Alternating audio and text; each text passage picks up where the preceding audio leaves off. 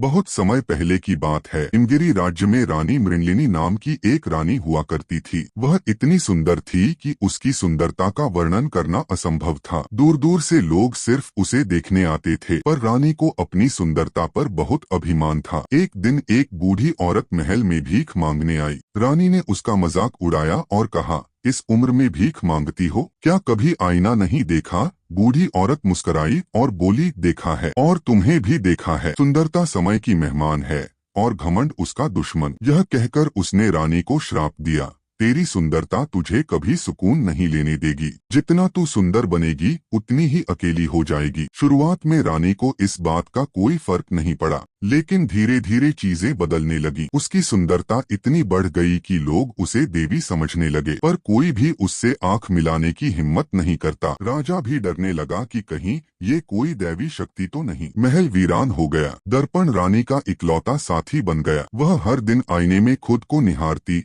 पर कोई उसके पास नहीं आता। उसे समझ आया कि सुंदरता जब तक साझा हो तब तक आशीर्वाद है, पर जब वह अकेली रह जाए तो वही सुंदरता श्राप बन जाती है। आखिर में रानी ने खुद उस बूढ़ी औरत को खोजा। वह औरत असल में एक ऋषिकन्या थी। रानी ने माफी मांगी और कहा, मुझे मेरी सुंदरता नहीं चाहिए, मुझे अपनापन चाहिए। ऋषिकन्या ने उसका श्राप बदला।